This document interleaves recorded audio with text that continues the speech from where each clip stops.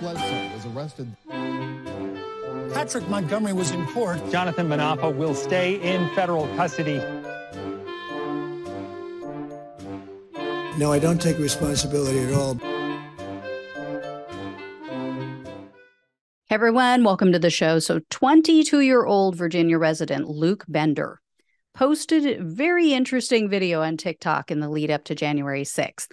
He had a Trump flag around his neck like a cape. He was standing in front of an American flag and he was swaying back and forth to the music. And there was a caption which read, quote, Jan 6th, Patriots, it's time to come together in D.C. and fight for our country, just like our president, Donald Trump, has done for us. It's time we fight for him. See y'all in D.C. January 6th. But wait, it gets better or worse, depending on how you're looking at it. On January 5th of 2021, Bender shared a video of himself on Snapchat. And in this video, he was wearing a tactical vest. And this time he was standing in front of not just an American flag, but also a Confederate flag. This one was captioned, quote, Antifa and BLM ain't nothing. I'll see y'all tomorrow in D.C. I ain't afraid to get dirty if I have to. First of all, I really wish these people would make up their minds, right? I mean, is Antifa the greatest threat to civilization, or are they nothing? Are they weak soy boys? They really need to figure it out. They need to make up their minds. But yeah, as you're going to see, like all this bravado was pretty bogus. Anyway, Bender went to D.C. He went with his co-defendant, Landon Mitchell, and they shared a lot of videos online. Bender shared photos of himself and Mitchell. They were each holding Trump flags, and there was a song playing. They posted this as a video, so there was a song playing in the back of this photo that was posted as a video. The song was called Go to War. So Bender and his friend were seen climbing the inauguration scaffolding. They reached the Capitol, and in another video posted by Bender, he panned over to a Capitol door, and he was heard yelling, at least they believe it was him, quote, "We're storming the Capitol." A short time later, Bender and his friend were seen on surveillance video. They illegally entered the Capitol, and Bender continued to post videos online.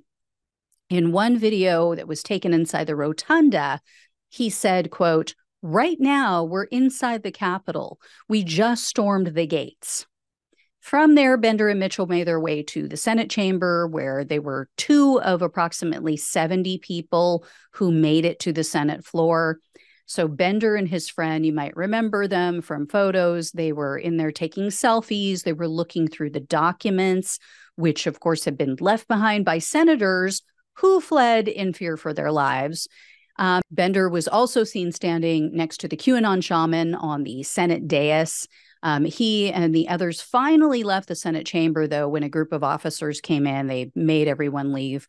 So after exiting the building, Bender continued to post on social media, and he included captions like, quote, "It was so awesome to be a part of this. We made our voices heard," and quote, "a once-in-a-lifetime day." The following day, he reposted an image that his friend had put out. It was a skull surrounded by red smoke, and it was captioned, quote, "Absolutely proud of my fellow Americans who made their voices heard at the Capitol." So Bender was really sure that he had done the right thing. He was very proud of himself. And on January 19th, so the night before Biden's inauguration, Bender posted things like 4 more years, Trump is my president. Well, that all changed. On July 29th of 2021, the FBI came a-knocking. They interviewed Bender, and he admitted he deleted all of his January 6 photos and videos. And he stopped using the phone that he had used at the Capitol. He also said that he started using a different phone that his parents had bought for him. But I ain't afraid to get dirty. He's getting dirty, guys. He's like hiding. That's how dirty he's getting. So Bender was arrested on July 29th of 2021, and he was indicted on charges of obstructing an official proceeding, entering the floor of Congress, entering a restricted building or grounds, 2 counts of disorderly conduct, and parading or demonstrating in a Capitol. Bender refused a plea deal. He opted for a stipulated bench trial. And in December of 2022, Bender was found guilty on all counts.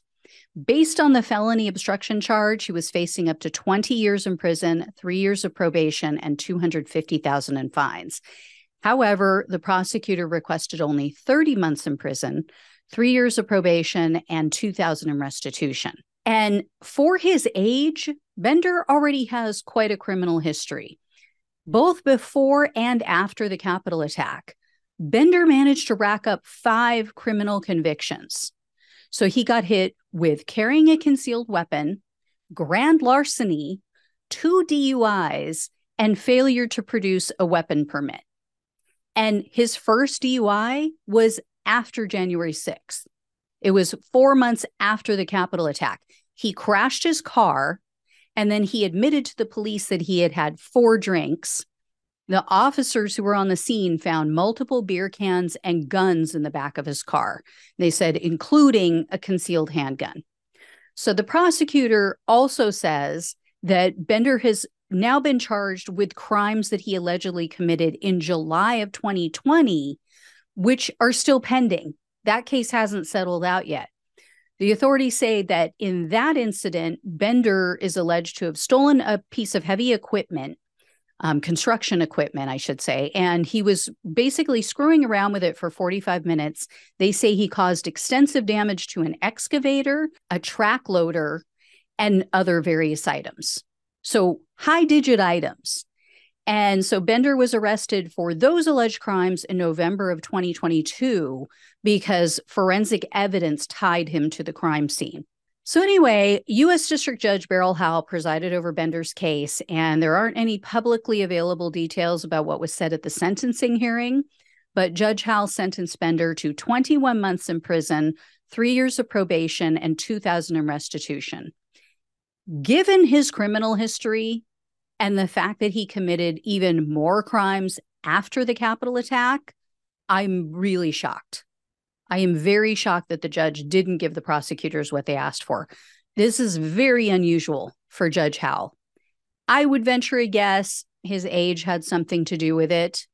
But as far as I'm concerned, if you're old enough to do the crime, you're old enough to do the time. So I don't understand that mentality, but whatever.